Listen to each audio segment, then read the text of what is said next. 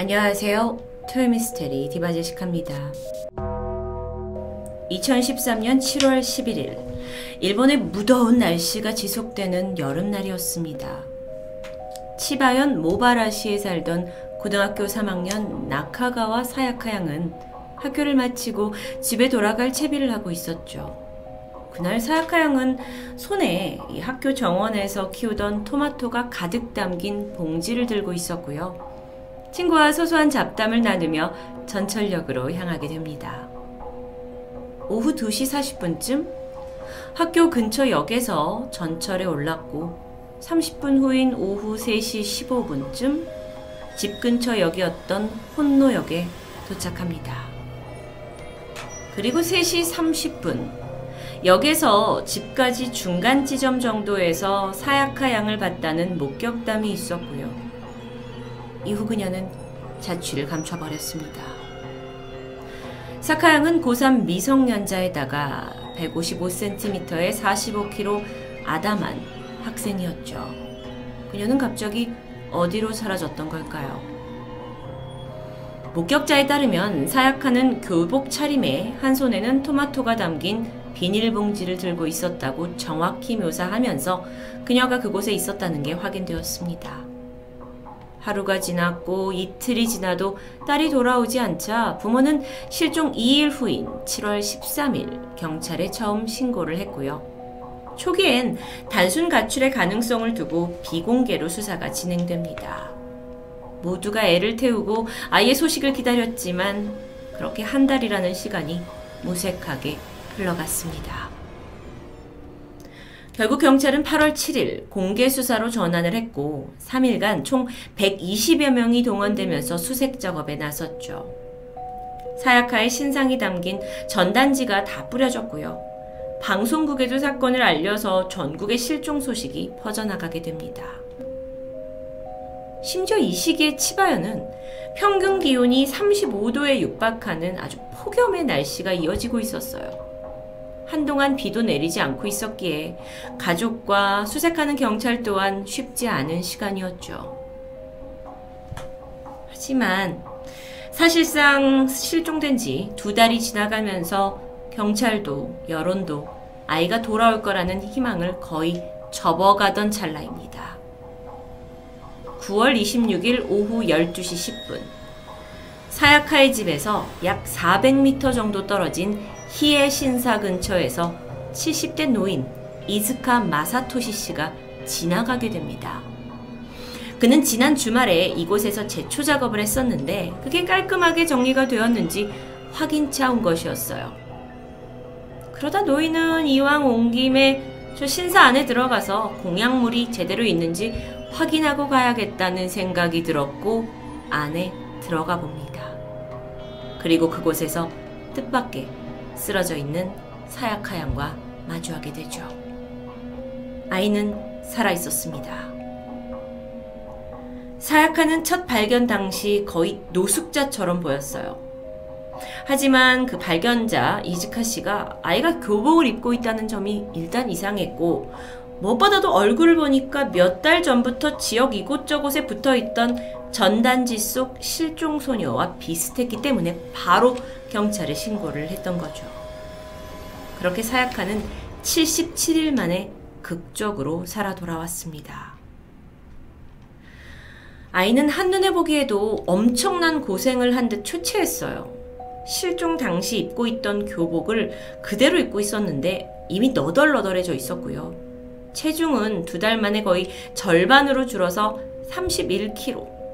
뼈밖에 남지 않을 정도로 야위어 있었죠.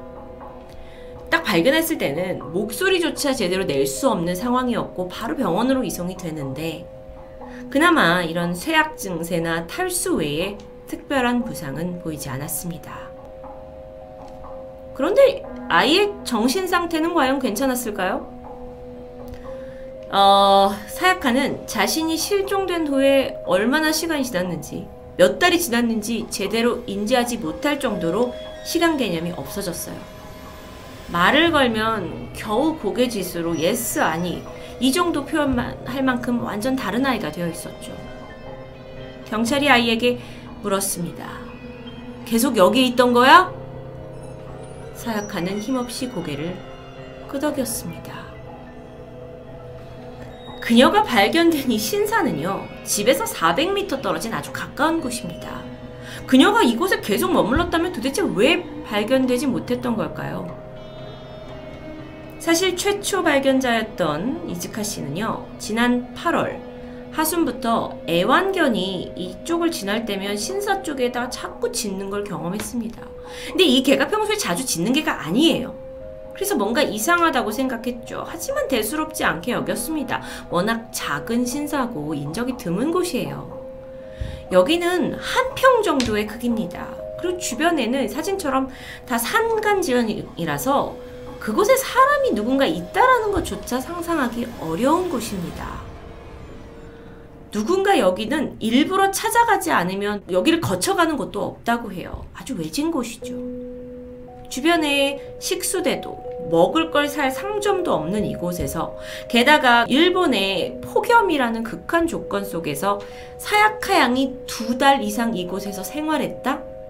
여전히 많은 의문점이 남습니다. 사실 아이가 없어졌던 날 하나로 약 16,000원 정도의 현금을 들고 있었다고 해요. 핸드폰도 가지고 있었어요.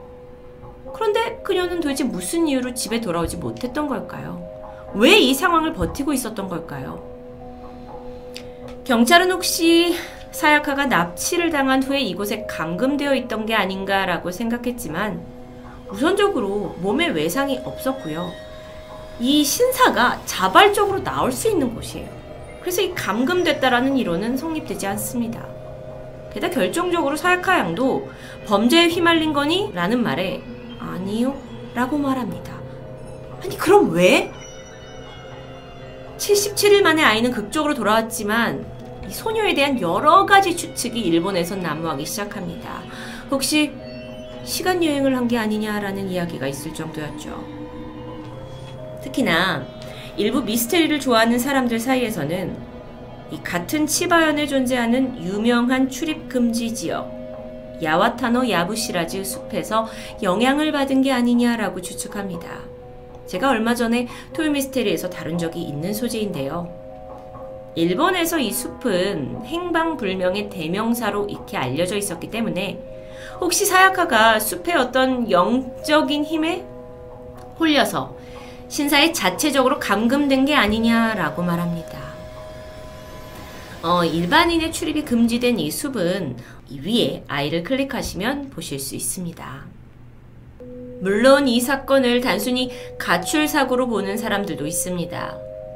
사야카는 평소에 아주 조용하고 온순한 학생이었는데 실종 당일만큼은 시험 성적표가 나온 날이었습니다. 고3이라 성적에 연연할 민감한 시간이고 또 진로 문제로 고민을 하다가 결국 가출을 한 것은 아닌지 의심이 들었죠. 실제로 오빠의 증언에 따르면 사야카는 실종 2-3일 전부터 진로에 대해 걱정을 늘어놨다고 말합니다. 또 다른 시각은요. 혹시 가정에서 부모의 행동에 위화감을 느낀 게 아니냐라면서 여론이 몰랐던 가정불화가 의심되기도 합니다. 실제로요. 아이가 실종된 지 하루가 지난 7월 12일에 부모는 담임선생님에게 아이가 당분간 학교를 쉰다고 통보하면서 이유는 제대로 설명해주지 않았습니다. 그러니까 학교에 실종됐다라는 걸 사실대로 말하지 않았던 거죠. 굳이 왜 그랬을까요? 또한 언론에서 이 가족을 인터뷰했을 때에도 이상한 점이 있었는데요. 기자들이 부모에게 왜 딸이 사라졌다고 생각하냐는 질문에 그죠? 가출이라고 생각합니다. 라고 말했던 점은 쉽게 이해되지 않습니다. 물론 부모님으로서는 납치, 살인 같은 최악의 상황은 생각하고 싶지 않았을 수도 있죠. 하지만 이미 한 달 넘게 실종이 된 딸에 대해서 이렇게 단정적이고 담담한 태도를 보일 수 있을까요? 이렇듯 사람들이 미스테리 추론에 열을 올리고 있을 때 사야카는 병원에서 점차 몸을 회복해갔고 드디어 자신이 왜 종적을 감췄는지 입을 열게 됩니다. 사야카는 고3, 분명 진로에 대한 고민이 많았겠죠. 하지만 궁극적인 원인에는 가족 문제가 있었던 것으로 밝혀집니다. 사실 그녀의 부모님은 재혼으로 맺어진 사이였고 이 의붓자식 2명을 포함한 총 4명의 형제자매 가족 구성원이었다고 합니다.